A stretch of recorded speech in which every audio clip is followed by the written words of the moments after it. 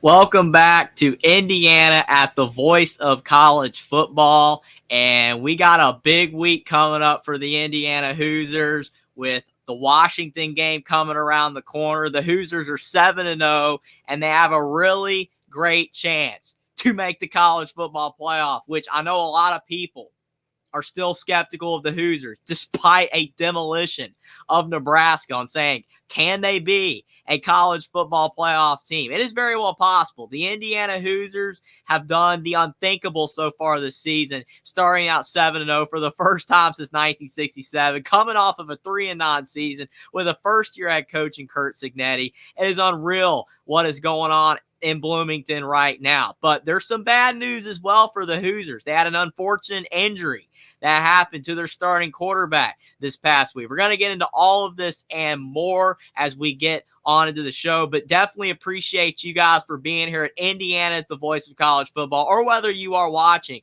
on the Big Ten channel as well. If you're watching on the Big Ten channel, would definitely appreciate if you guys would subscribe to Indiana at the voice of college football. Definitely drop the link into the chat, trying to get the subs up on Indiana at the voice of college football, but definitely appreciate you guys for stopping by. We got Jackson here saying, what's up, Hoosier Nation? Appreciate it, Jackson. Also saying, tell your friends and family and the cashiers at Publix about the magic Jeffrey brings on Hoosiers Live on Indiana at the voice of college football. Stay tuned. Appreciate that, Jackson. We got Jeff here as well. Appreciate that.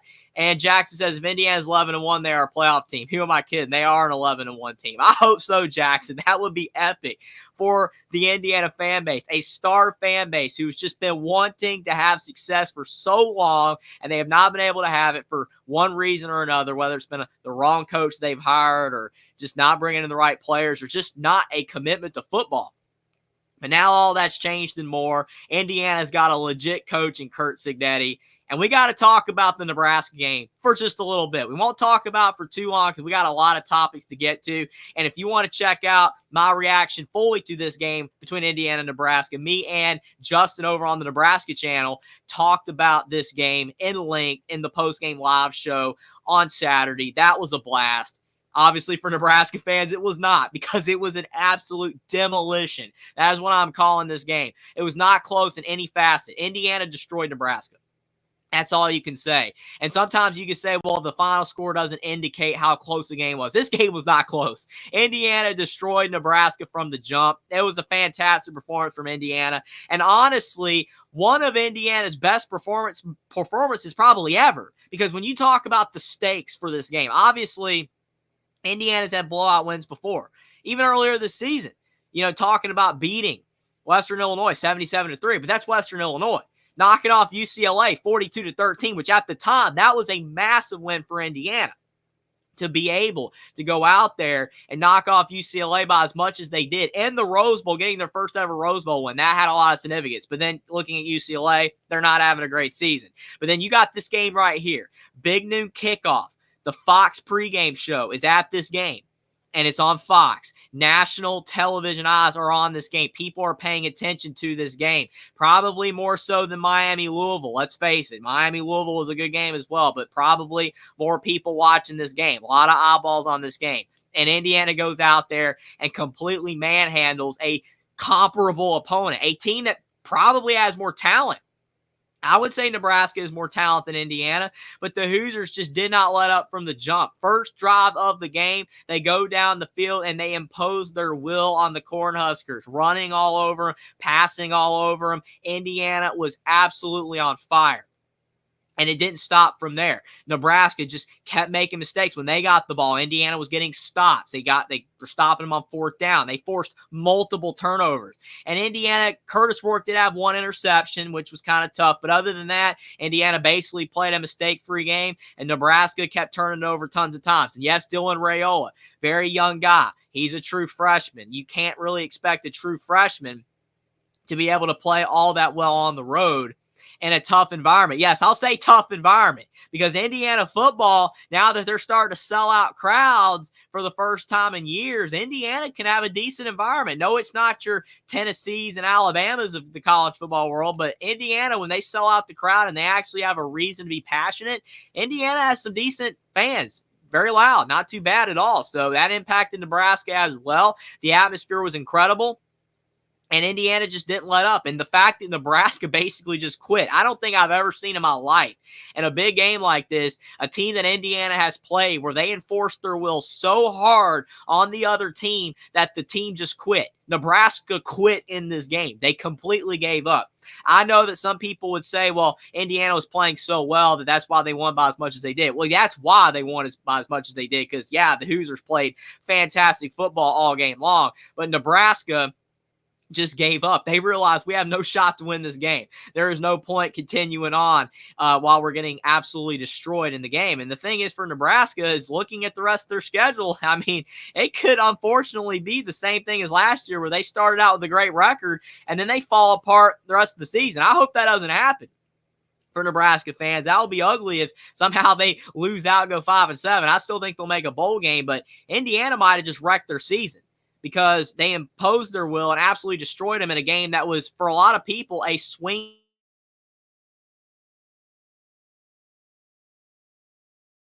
game, a pick'em game that was going to be really close down the wire. 28-24. I really thought that it would be close. I thought it would be hard fought down to the wire, but that's not what happened. And that was just because of how well Indiana played. Curt Cignetti, you do not see him reacting in a positive way for the most part when talking about, after the game and with the win or anything. He's usually very cool, calm, and collected, and he was. He wasn't jumping up and down like Tom Allen when they beat Akron in 4 overtimes. That's not Cignetti's style. He's all business. But he still was like, he had to smile. He was like, we played well today, but we got to keep this up. We can't take any opponent for granted. We've seen a lot of teams do that this year.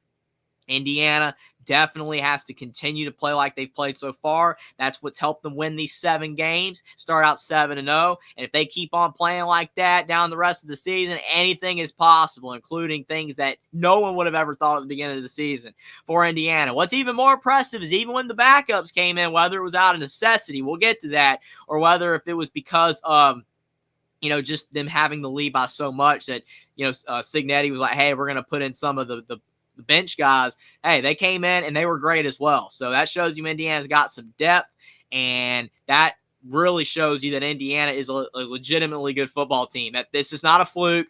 This is, not a drill. Indiana football is good. They are really, really good. And we'll find out how good they are as the season continues to go along after they just completely destroyed the Nebraska Cornhuskers. But with all that depth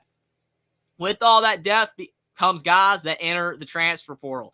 This is kind of tough for Indiana. Indiana just lost another player to the transfer portal, E.J. Williams. He's another wide receiver. And I'll say that because Indiana lost Donovan McCulley to the transfer portal a couple weeks ago. And it's tough for Indiana to lose these guys. A lot of programs are losing guys midseason because if they're not playing, they want to preserve their eligibility with, the redshirt rule. If you play in more than 4 games, you can't redshirt anymore. If you play in under 4 games, then you can redshirt. And I understand, that rule is fair. I completely get it. Back in the past, it was only used for guys that would get hurt and then they could redshirt. Well, now guys are using it. It'll be like, hey, I only played in 3 games, 4 games this year. I'm going to quit now midseason. Not that I'm going to finish out the season and just be on the sideline. No, I'm done with the team. I don't want to be put into the game anymore. At the end of a game, I want to have another year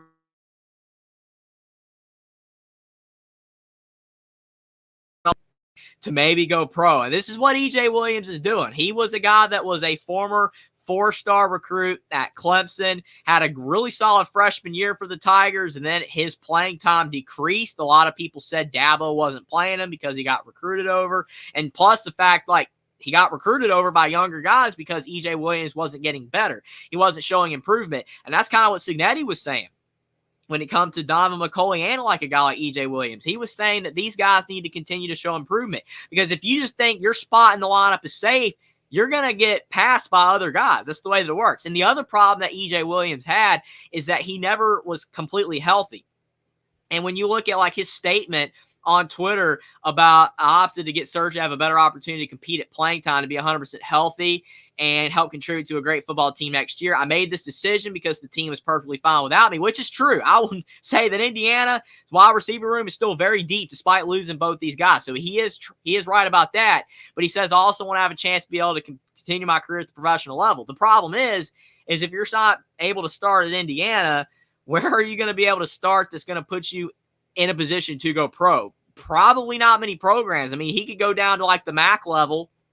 He'd go to a smaller school, but then he'd have to put up really good numbers to go pro. Plus, he's had so many injuries, that's going to hurt his chances of going pro. I mean, I understand that this is what he's got to do to be able to possibly continue his career, but it's still unfortunate to see Indiana losing these guys. I'm not saying it hurts the culture because obviously these guys are pumped and ready to go. The fact they're having a great season, and Curt Cignetti's all business, but this is the downside to that you do lose some players. He says he also wants to have a chance to be able to continue his career at a professional level. Odds are slim, but I get it. While making this decision, my coach saw it as quitting on the team. A lot of people have been saying this on Twitter about Cignetti, that, oh, well, Cignetti, that's not cool of him to do that. So if I was to redshirt, I wouldn't be able to come back to the program next season. I understand. There's no bad blood, all that kind of stuff, and he hopes IU continues to have a great season.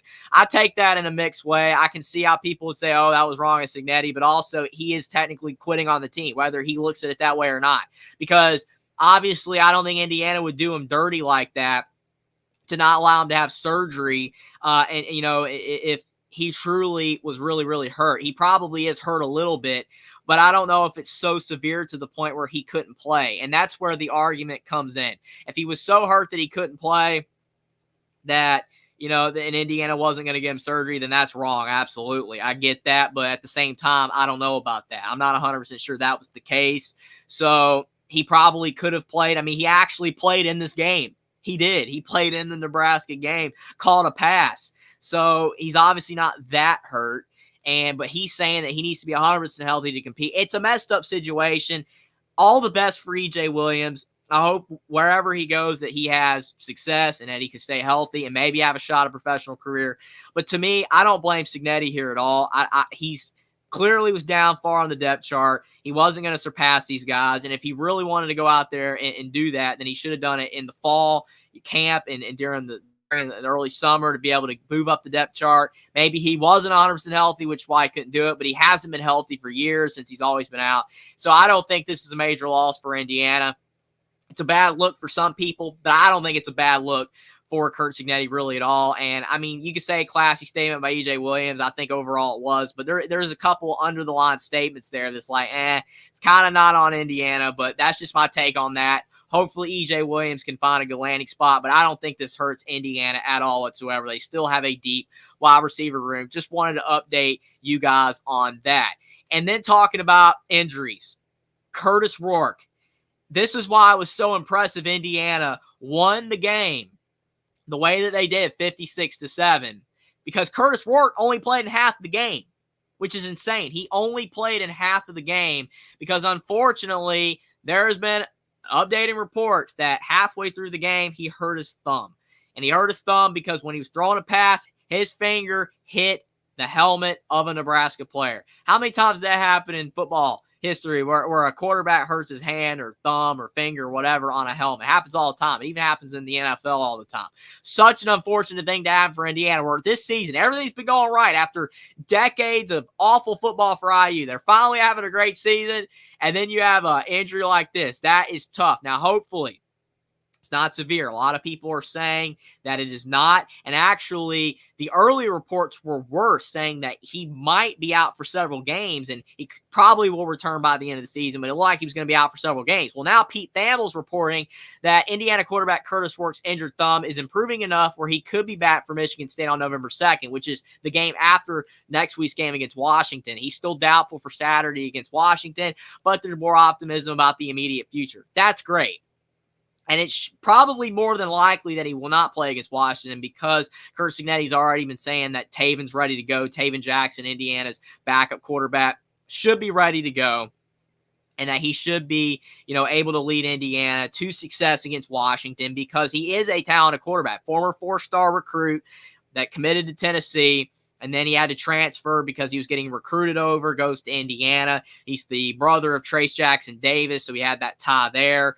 And he is a good player. He's just more mistake-prone than Curtis Rourke. He's not as consistent, and that's why Cignetti did not have him as a starting quarterback. He had Curtis Rourke as the starting quarterback, but he still has faith in Taven Jackson that he will be able to have success for Indiana against Washington because he did well at the end of the Nebraska game. He played basically the whole second half for Indiana in that Nebraska game, and he had a couple touchdowns. So he was contributing to the success. Now, a lot of people were saying, yeah, Indiana was up big, right, against Nebraska in that second half, so there was no pressure. And I agree.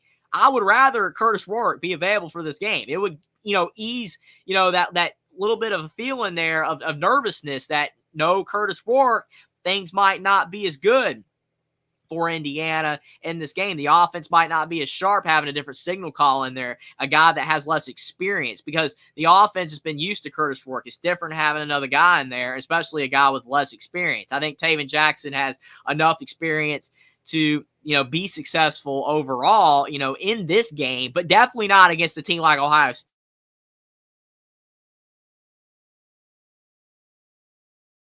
In that game, definitely, if you're still fighting for that college football playoff bid, you want to make the college football playoff, you want to compete, against a team like Ohio State, you need Curtis Rourke back. Definitely do not want to go out there with Taven Jackson. But against a team like Washington, maybe that will be okay. But I do think that overall that this report is very, very good for Indiana football, that his injured thumb does not look as bad as it looked a couple days ago before the surgery that he just had, when the reports were that he might be out for games. Now it's only being reported he might only be out for the Washington game, and he might be back for Michigan State. That's a whole lot better.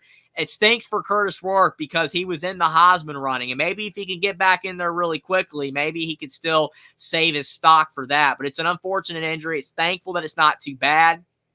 Could have been a whole lot worse. I mean, if he had broke his hand or something like that, then he would have been out the rest of the season. So that was very, very fortunate for Indiana that it's just his thumb.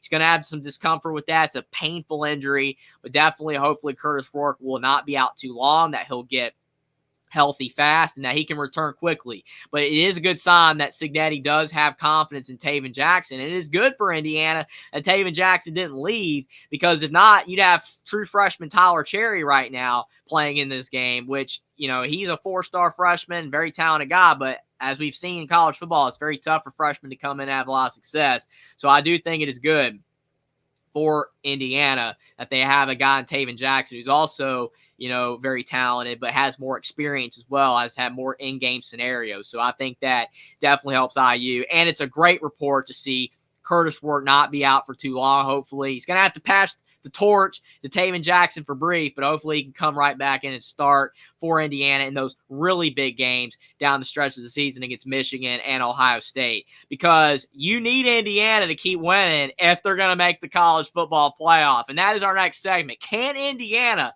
make the college football playoff? And this is a legitimate question that people are starting to finally have.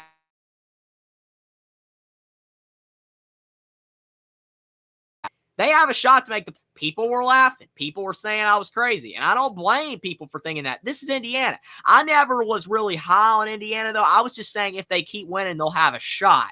But now people are starting to believe, because we're seeing Indiana rise up in the rankings. They're right now at number 13 in the AP poll. So they're right outside where you need to be ranked to make the 12-team playoff. You need to be in the top 11, basically, for the most part, to make the college football playoff at the very least, because obviously the 12th team is going to go to the Group of 5 champion.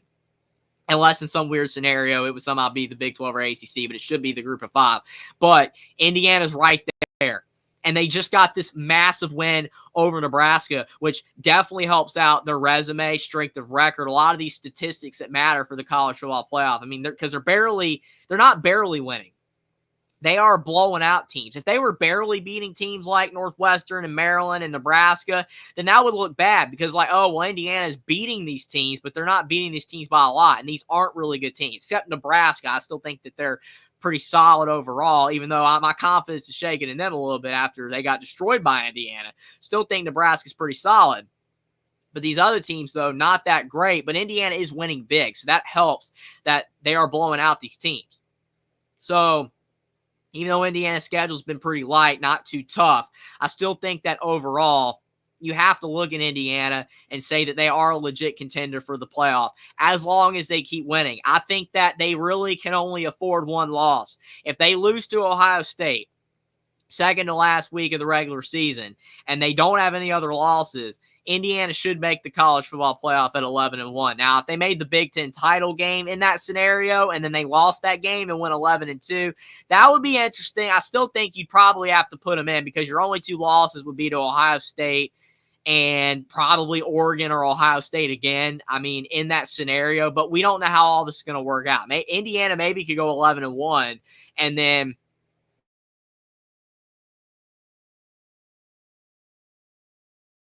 not even make the Big Ten title game because if Oregon could win out because they'd have the tiebreaker over Indiana. So an 11-1 Indiana, they're in. They're in the playoff no matter what. An 11-2 Indiana, maybe it would get dicey. A 10-2 Indiana, a team with maybe a loss in this game to Washington and Ohio State or Michigan and Ohio State or even Michigan State and Ohio State, probably not going to get in because their resume would not be strong enough, and there probably would be enough two-loss teams that would have way better resumes, way better brand power, that they would leave Indiana out of the college football playoff. But Indiana does have a legit shot to make it. And right now, they're, according to the FBI, being given a 63% chance to make the college football playoff, which at the beginning of the season, 0.6% chance. So their odds have risen higher than any other team's odds. No one thought that they would be here, including myself. I thought when I predicted them in the preseason to go 7-5, thought they would lose probably 2 games right now. I thought they'd probably lose 2 games. I think I had them losing to Maryland, and I had them losing to Nebraska. And then in the final stretch, I had them losing to Michigan, obviously, Ohio State, and I think Washington. So those would have been the 7-5 record, the 5 losses, and then the other games, all 7 of them would have been wins. But they're 7-0. They've taken care of business. They've done a whole lot better than even I thought and everybody else thought. But now everybody's jumping on board, and that's great. But now this is going to start getting tough for Indiana because, for one thing, now you got the national eyeballs because you just had Big Noon Kickoff against Nebraska. They aced that test, but now you've got College Game Day coming to the next game, and we're going to get to that game. We're about to preview the Washington game coming up, but then you're going to have those big games against Ohio State and even Michigan. I still think that's a really big game. Despite the fact that Michigan is playing awful football right now, they're still Michigan. They still have a lot of talent. Indiana cannot overlook that team as well. You can't overlook Michigan ever, no matter how bad they're playing. And Michigan State's not going to be super easy on the road. And you can't forget the spoiler makers. Purdue is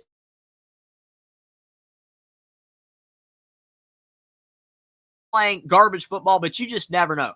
Point is that Indiana has to treat every opponent like they can be beat, that Indiana can lose to these teams. Every team can beat every team. Signetti, I trust him in the fact that I believe he's going to have the team ready every single game and to not overlook anybody and to not get too high or too low, which is great to see. That's why against Nebraska, they didn't get too high, too low, and they just dominated.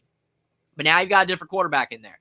Could change things up a little bit with Taven Jackson, but it's going to be interesting. But yes, Indiana can make the playoff. That's the answer to this question on screen on the banner. Yes, Indiana can make the playoff. It's no longer a question of is it a miracle or is it a long shot? No, it's not even a long shot. Indiana's got a great shot. All they got to do is just basically win out, and you can afford to lose to Ohio State.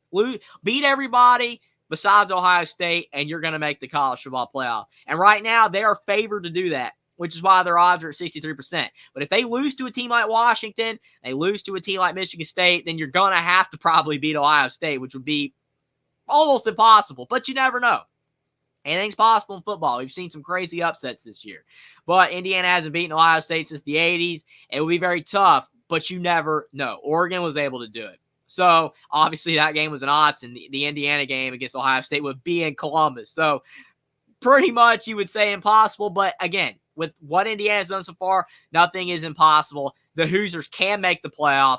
They just have to keep on winning, can't overlook any opponent, and hopefully with Taven Jackson being in there, that will not complicate things at all, and they can keep on winning. But now we got to preview the Indiana-Washington game. This is a huge game for IU because game day is there. College game day is going to be in Bloomington, Indiana for only the second time ever. They were at the Ohio State game back in 2017 during week 1, and Indiana, outside of the first half, pretty much got destroyed in that game by the Buckeyes. But now Indiana's the team that is favored to win, and you see right here on Twitter, come early, be loud, and wear red. They're having a red out, which some people are laughing, saying it should have been a crimson out, but I guess red out just kind of sounds a little bit better. The white out's the best. That sounds the best.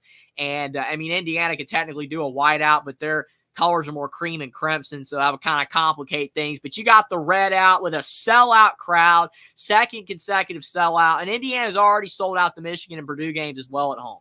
So Indiana sellouts the rest of the season. You're going to have to go on a secondary market if you want to attend these games. These games are already all sold out, which shows you how much interest there is in Indiana football right now, which is so awesome to see.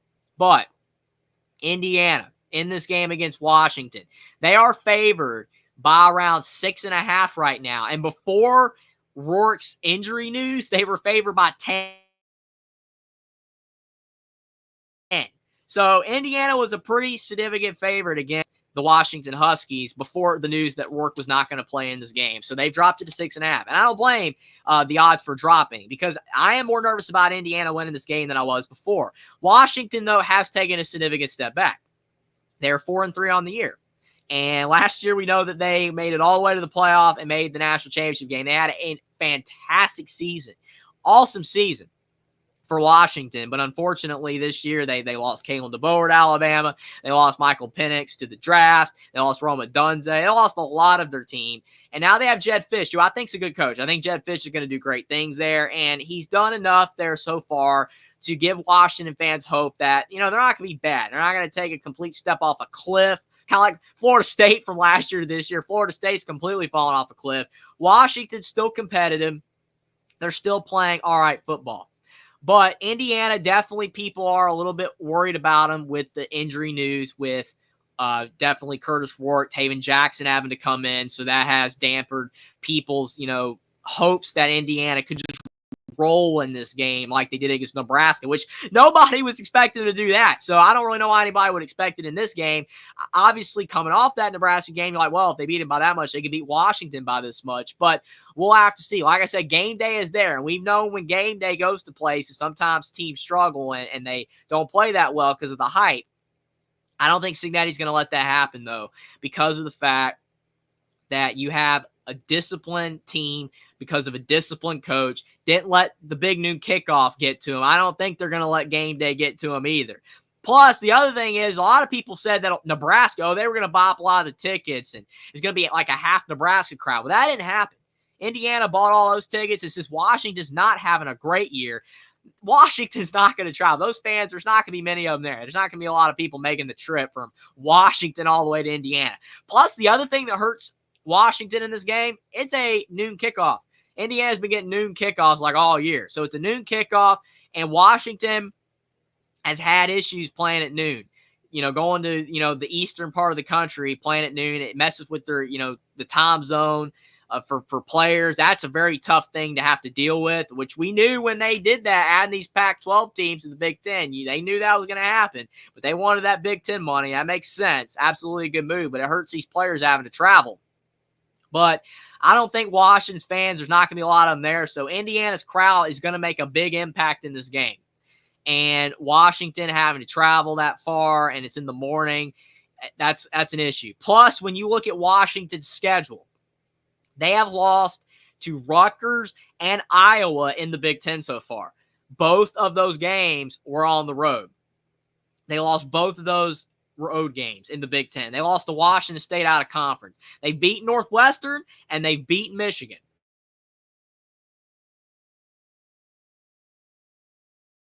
So far in the Big Ten, which a lot of people are going to be like, well, Michigan's not good this year. And number two, it was at Washington at night. And Washington's got a great home atmosphere at night. And they beat Northwestern at home as well. So, and I think that was a night game too. So if this game was at Washington and there's no Curtis Rourke, oh boy, there will be some problems. There's a decent chance Washington would be favored in that scenario. Husky Stadium is one of the most underrated environments in college football. Arguably, according to some, it had the highest decibel rating ever in college football history, which I don't know if that's true or not, but all I know is it's a very loud crowd. Very loud crowd. You do not mess with Husky Stadium, but don't have to worry about that. Game's at Indiana, so Washington's going to have to deal with Indiana's fans. Now, taking out all the superlatives to, all the extra stuff with the fans and the time of the game and college game day and all that, look at both teams. You got Washington. How are they doing as a team? Will Rogers, his stats are good. 1,800 yards, 13 touchdowns, 2 picks. He's having a good season for the Washington Huskies. It definitely is a good quarterback. People were starting to say he wasn't good after the unfortunate passing of Mike Leach, and he was struggling in the Mississippi State offense. He's not a bad quarterback. It's just because Mississippi State was really bad last year. But he's solid, and he's having good success at Washington. And he's not the reason they're losing games. And then when you look at the fact, Jonah Coleman, their top back, this is something that Washington differs from Indiana, is that they have a star back in Jonah Coleman, whereas Indiana's got like a four-headed monster running back. Washington just has their main feature guy, and then the other guys don't carry that much. But Coleman, he's got 5 touchdowns on the ground. They don't have a lot of rushing touchdowns, which is interesting. Definitely more passing touchdowns, but still Washington overall, not a bad rushing attack. Giles Jackson, he was a good receiver for them last year. He's solid. Jeremiah Hunter's a decent receiver. Denzel Boston's their secondary guy. They got good weapons on the outside. Denzel Boston with 9 touchdowns compared to Giles Jackson's 2. So Washington's offense, you're like, it's not that bad, but they have struggled on offense some. Like against Rutgers, they only had 18 points. Now, Rutgers supposedly has a good defense, but Rutgers has been falling off a cliff after they beat Washington. So really don't know what to make of that. I mean, looking at Washington overall,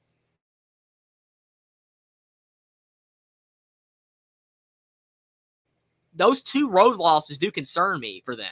That they see Rutgers, especially now that Rutgers is really struggling, you should have won that game. If you're Washington, you should have beat Rutgers. And beating Michigan at home, every week that win's looking less impressive. So do I think Washington's a bad team? No, I don't. Definitely not a bad team. They are solid.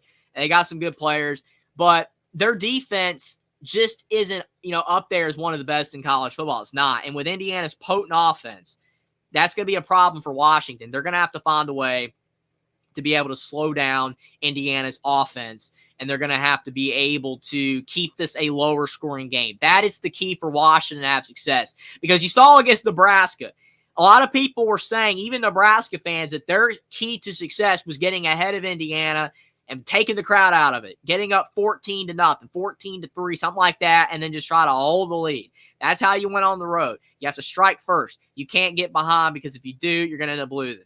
Well, if that happens in this game where Indiana starts blowing out Washington like they did against Nebraska, this game's over. Washington's going to have to strike first, take the lead first, and see if, they can get like a 14-3 lead, 21-10 type of lead, and then hold it. That's their key to success. I just feel like Washington's defense is going to have to slow down Indiana's offense. And it might be a little bit easier that you don't have Curtis Rourke. That's going to help. Curtis Rourke not being in the game is going to make Indiana's offense worse. I know it will. I just don't see Indiana being as potent on offense, even though Taven Jackson was good in the second half. But still, I do think Indiana is going to have a good offensive performance in the game, and Washington is going to have to find a way to be able to slow them down, or they're going to fall behind, because Indiana's defense has been playing a whole lot better, and Washington's offense, while good, it's more of a short game attack. They don't go over the top much, and that's a problem, because Indiana definitely is a very, very, very solid, team on being able to stop teams from going over the top on defense. They like to have a lot of stuff being short, and that's what Nebraska basically did all game. They were just doing a bunch of dump-off passes, short passes. It didn't work. Indiana snuffed it all game long, didn't allow anything to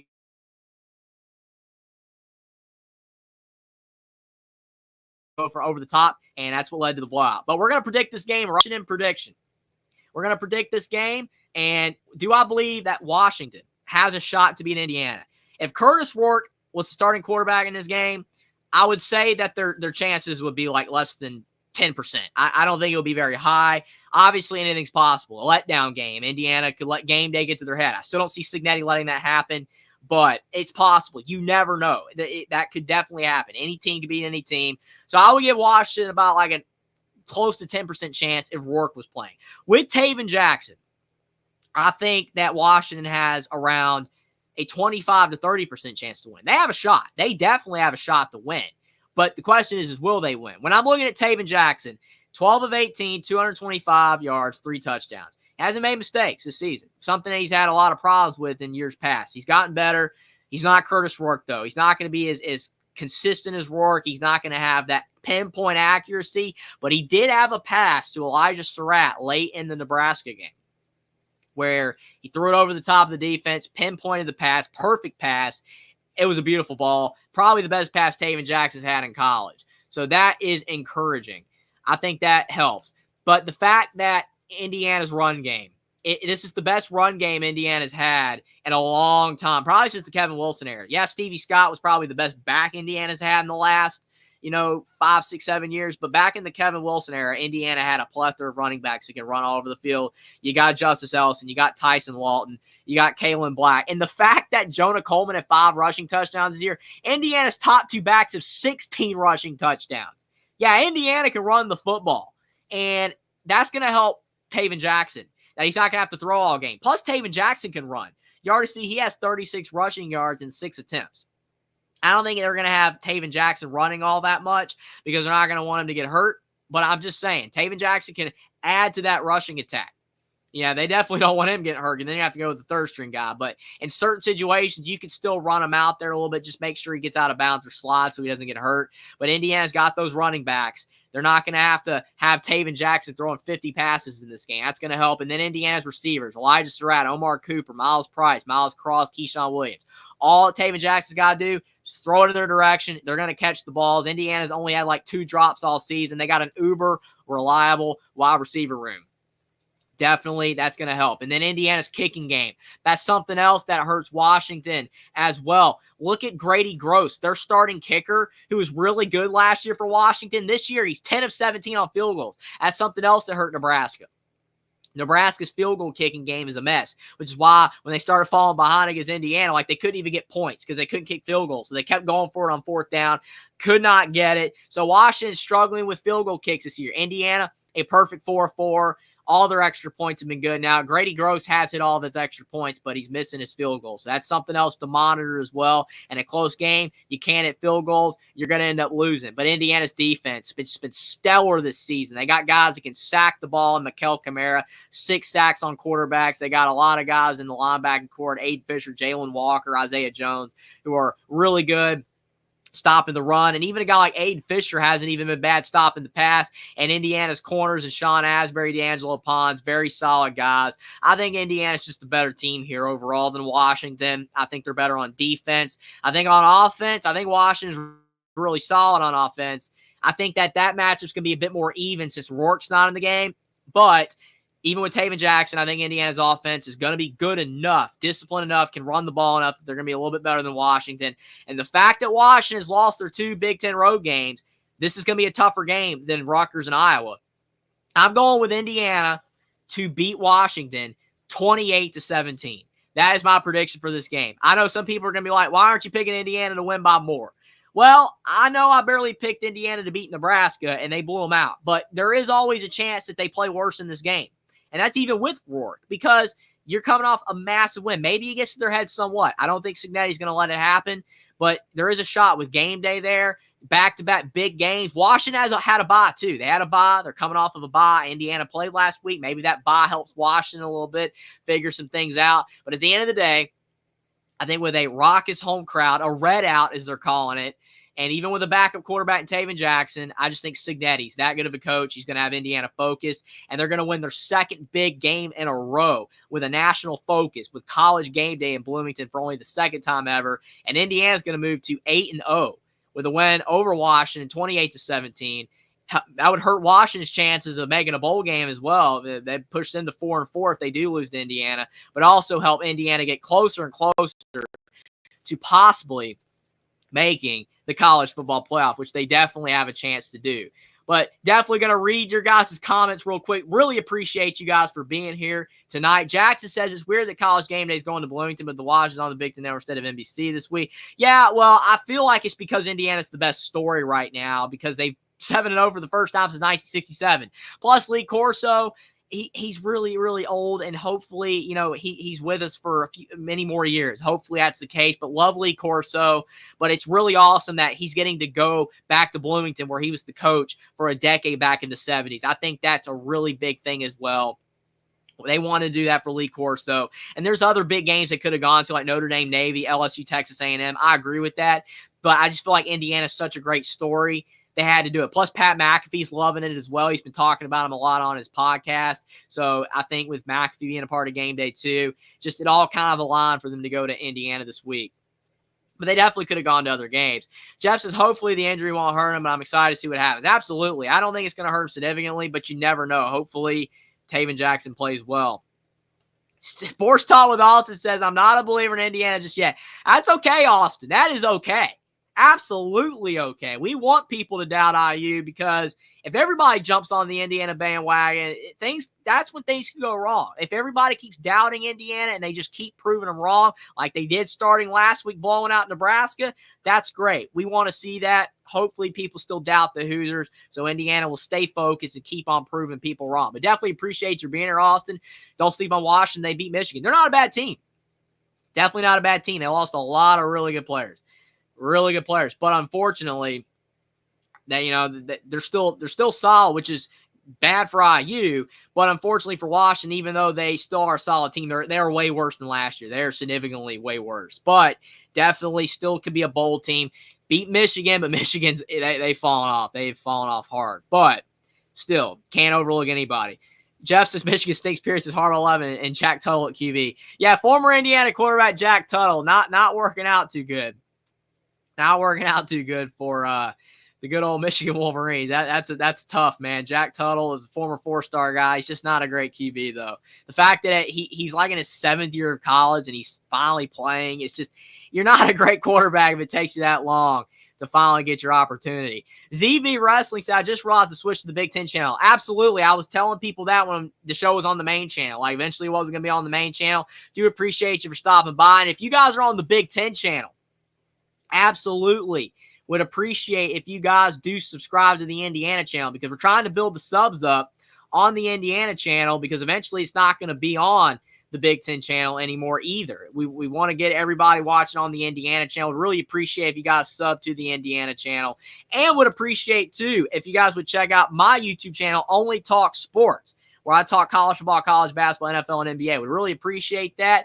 Got the Only Talk Sports link right here, my personal YouTube channel, and also the Indiana channel link as well if you guys are watching on the Big Ten channel. Definitely appreciate you guys for watching on the Big Ten channel, but would definitely appreciate if you guys would sub to the Indiana channel because that is where the show will be eventually. Definitely appreciate it. But a few more comments. We got Will saying, appreciate you being here, Will. I watched the Iowa game. The Huskies look bad. Yeah, that was ugly. That was another thing. I mean, honestly, that's the biggest reason why I'm picking Indiana in this game. They looked terrible against Iowa. They lost to Rutgers, and Rutgers is falling apart. And both those games were on the road. To me, when I look at everything with that, it's like you can't beat those teams on the road. It's going to be hard to beat Indiana on the road. Sports Talk with Austin, I'm surprised it didn't affect Indiana at UCLA. Well, I mean, true. I mean, UCLA, they're not playing very well, but still it was a road game, but Indiana did great. Jackson says, I'll say Indiana was 35-17. That's a good prediction, Jackson. That could definitely happen. So Austin says, Will Rogers has an O-line now. Yeah, when you have a better offensive line, you can have a lot more success.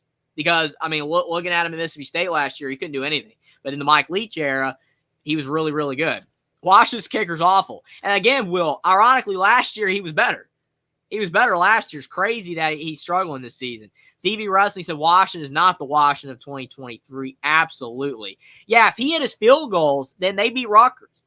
And they look a little bit better right now, being at 5-2 instead of 4-3. Funny enough, it's like you got Washington missing field goals right now. Same thing with Cal. Cal would have a better record if they just hit their field goals. Justin Wilcox's job would be a lot more safe.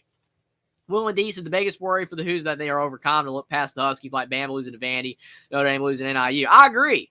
I just don't think Signetti's the type of guy that would let that happen. Now, even if he's spot on with his team, like, hey, focus on Washington. We're not looking at Ohio State. We're not looking at Michigan. We're not looking at people believing in us finally after beating Nebraska by what we did, all that kind of stuff. You can't be overconfident. Now, the players can still do that despite whatever Signetti says. I just don't see that happen. I still feel like there's a lot of humbleness to IU right now because they've had so many years of being bad, and a lot of these guys came from lower level. They still have a lot to prove and a chip on their shoulder. But you could be right, Will. Definitely hope that doesn't happen. That, to me, would be the only reason they lose. Jeff says Indiana won 35-24. Yeah, that's a good prediction. I could definitely see that as well. Will says if the Notre Dame Navy game was on a campus, they might have went to that and waited to go to Indiana for the Michigan game. True. Plus, they probably were looking at, well, hey, Michigan, it's kind of falling apart, so let's just go now. That could have been the reasoning as well. But yeah, that's true. If the Notre Dame Navy game is not on a campus, that probably hurt that game. Rough Rider returns. Appreciate you for being here.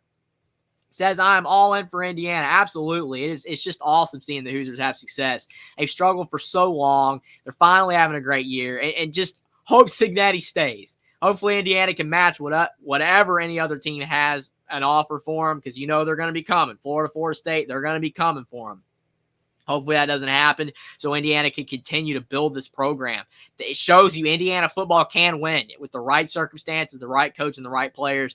They can win, and hopefully they can get a win against Washington and keep on staying undefeated and possibly able to make a playoff push. CV Wrestling says it's funny that Rutgers could have been undefeated with their schedule. Would have been crazy to see both undefeated. Absolutely, 100%. And Sports Talk with All says Indiana reminds me of 2023 Louisville. Fair comparison. Louisville had a great offense, first-year head coach, pretty soft schedule. Indiana has a soft schedule as well. Like, I won't deny that. The schedule has been pretty soft, but years past, Indiana would not be undefeated right now. They are undefeated now because they got a coach that is a lot better than what they've had in the past. That's awesome to see. So, but that's a great comparison, absolutely. But appreciate you guys for being here. Like the stream down below, whether you're on the Big Ten channel or the Indiana channel. Subscribe to the channel. Definitely appreciate if you guys will subscribe on the Indiana channel if you guys are watching on the Big Ten channel. Definitely help the channel get more subs, more viewers. Would definitely appreciate that. Share the stream out on social media. Tell your friends, family, cashiers at Publix, like Jackson always says. Always appreciate Jackson for saying that. Definitely would hope you guys would do that. But Indiana football, can they move to 8-0? I think they will. A lot of you guys think they will, but they just can't get overconfident. Stay the course. Keep doing what's gotten them here, and Indiana football will be just fine. Even without Curtis Ward, hopefully Taven will be just okay and play good enough football to just get a win. Doesn't matter how pretty or ugly it is. Hopefully it's pretty, but at the same time, a win is a win. Hopefully IU plays very well on Saturday with College game day in town. Appreciate everybody for being here. Thank you guys so much, and go Hoosiers.